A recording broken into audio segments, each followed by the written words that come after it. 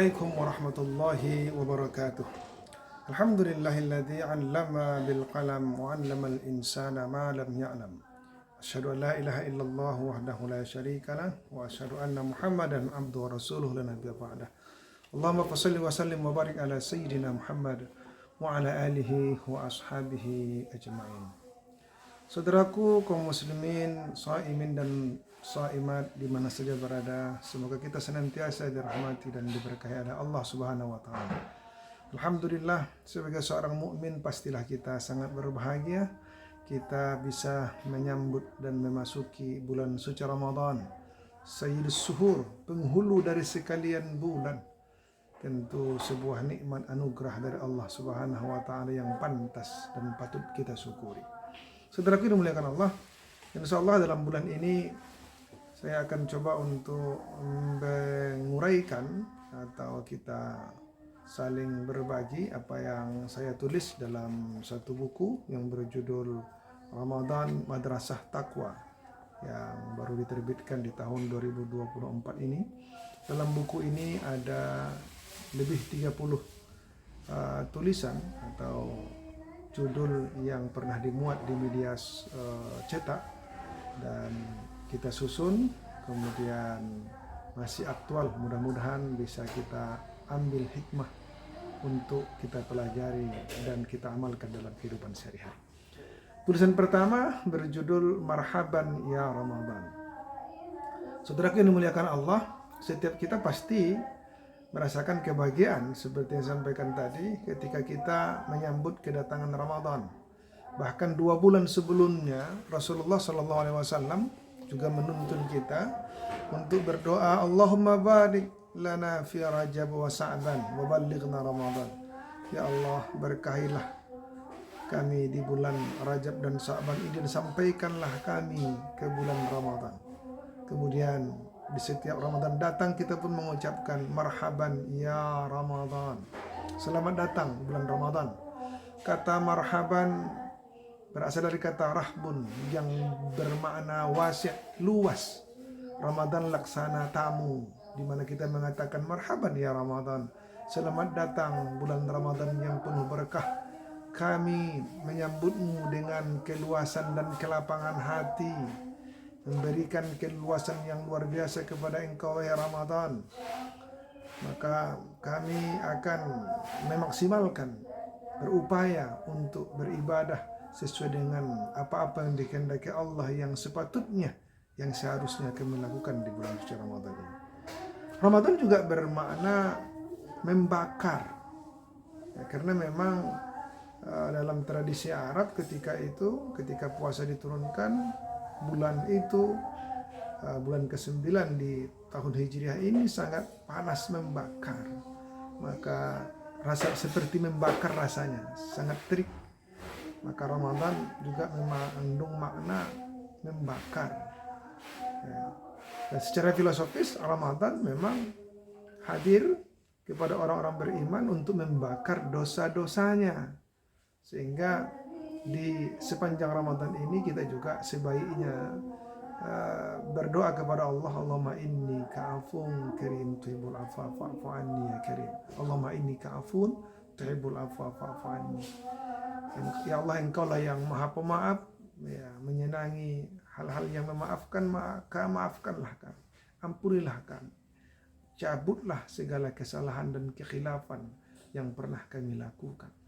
Maka Ramadan hadir untuk memberangus, untuk membakar dosa-dosa kita. Maka tentu semua ini yang termaktub dalam makna marhaban ya Ramadan itu tentu kita iringi dengan usaha, dengan niat yang tulus, ya, karena Allah Subhanahu wa taala. Makanya Nabi juga mengingatkan, ya, man shoma ramadhana imanan wa ihtisaban ghufirallahu ma taqaddama min dzambih, bahwa siapa saja yang melaksanakan bulan puasa ini, beribadah, melaksanakan puasa di Ramadan ini dengan keimanan, kemudian dengan keikhlasan, maka Allah akan mengampuni, membakar dosa-dosanya. Itulah yang kita harapkan, saudaraku, karena kita tentu tidak lepas dari salah dan khilaf selama hidup menjalani kehidupan ini. Kadang kita sudah berupaya untuk berbuat baik, kita berupaya untuk beribadah, kita berupaya untuk menjaga lisan kita, kita berupaya untuk memikirkan hal-hal yang positif. Tapi kadang kita masih terjerumus, apakah itu karena godaan setan, atau karena pengaruh lingkungan, orang-orang sekitar, atau keadaan yang kita alami sehari-hari, sehingga kadang-kadang kita bisa juga berpikir yang negatif, berkata kata yang kotor, berkata yang menyakiti hati orang, melakukan tindakan-tindakan yang dimurkai oleh Allah Subhanahu wa taala. Ada skala kecil, malah kadang ada yang besar. Ada yang memang tak sengaja, tapi ada juga yang disengaja. Maka patut kita beristighfar, memperbanyak istighfar di Ramadan ini, dengan senantiasa kita berharap juga Allah Subhanahu wa taala meneguhkan iman kita. Tetap istiqamah tidak saja di Ramadan ini, tetapi juga sampai nanti sesudah Ramadan. Maka di awal Ramadan ini kita juga harus memasang niat. Kita harus menguatkan, mengokohkan niat kita bahwa kita beribadah di Ramadan ini bukan seperti musiman, tetapi kita betul-betul berupaya melatih diri kita untuk senantiasa menjadi hamba Allah yang taat, yang berguna bagi lingkungan sekitarnya, yang menebar rahmat sebagaimana yang diajarkan oleh Rasulullah Muhammad SAW, yang pada akhirnya kita juga berharap akan mendapat kemuliaan di akhirat kelak. Saudara yang dimuliakan Allah, oleh karena itu Ramadan juga hadir sebagai syahrut tarbiyah.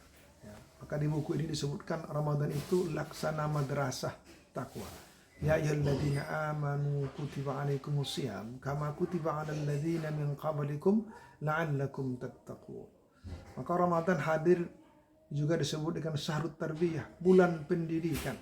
Maka dia laksana madrasah atau lembaga pendidikan, ya, di mana tujuan dari pendidikan itu Ramadan ini adalah agar kita memiliki kepribadian yang muttaqin, yang bertakwa. Tentu ada proses di dalamnya. Maka selama Ramadan ini kita berproses untuk membina karakter kita seperti orang bertakwa, baik pada aspek akidah, aspek ibadah maupun aspek akhlak. Aspek akidah misalnya, kita betul-betul merasakan Allah itu hadir dalam hidup kita.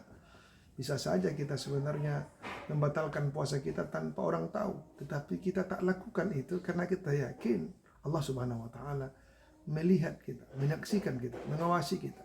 Maka ini sadar atau tidak, sebenarnya puasa sudah mendidik kita untuk memiliki akidah yang benar, akidah yang kuat, yang kokoh, merasakan kehadiran Allah Subhanahu wa taala. Inilah yang dikatakan Nabi sebagai makna ihsan itu, sebagai buah dari akidah yang mantap itu. Ya kan, anta budallah ka'annaka tarahu fa illam takun tarahu fa innahu yaraka.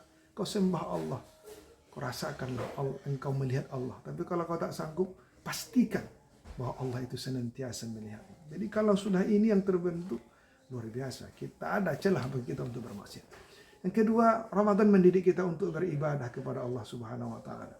Kita tahu ibadah-ibadah yang fardu, yang sunnah sedemikian luar biasanya tersaji di bulan ini, dan Allah janjikan akan dilipat gandakan.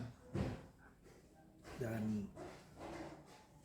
puasa itu, kata Allah, itu untukku, bersifat rahasia, hanya untuk Allah, dan Allah yang akan membalasnya dengan balasan yang luar biasa, yang tak bisa dihitung secara matematis. Kalau misalnya kita baca Quran, satu huruf ada 10 kebajikan. Kalau kita berjamaah ada 27 derajat. Tetapi kata Allah, ketika di bulan Ramadan ini, Allah akan berikan balasan yang spesial, yang tak bisa dihitung dengan angka-angka. Maka beruntung orang-orang yang memiliki kesadaran jiwanya untuk melaksanakan ibadah di Ramadan ini. Maka jangan kita sia-siakan. Tidak saja yang fardu, yang sunat juga harus kita tingkatkan. Ayo kita rancang Ramadan ini dengan melaksanakan salat fardu berjamaah, salat sunat, baik rawatibnya, kemudian qiyamul lailnya terutama. Man qama ramadhana imanan wa ihtisaban ghufira lahu ma taqaddama min dzambi. Maka siapa yang menegakkan malam itu dengan ibadah-ibadah sunnah, dengan qiyamul lail, maka lagi-lagi Allah akan mengampuni dosa-dosanya, dengan catatan itu dilakukan karena keimanan, juga karena keikhlasan kepada Allah Subhanahu wa taala.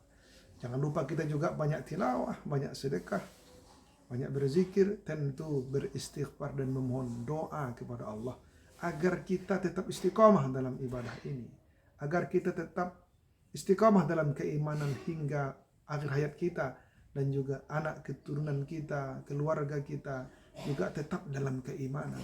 Maka doa-doa akan diijabah di Ramadan ini, maka manfaatkanlah dengan baik sebaik-baiknya, karena sungguhnya keimanan seseorang, ketakwaan seseorang, ketaatan seseorang itu hanyalah anugerah Allah Subhanahu wa taala. Kita hanya hamba yang lemah, yang dhaif, hanya bisa berusaha dan berharap Allah lah yang menetapkan kalbu kita untuk istiqamah kepadanya. Pada akhirnya Ramadan juga hadir untuk mendidik akhlak kita.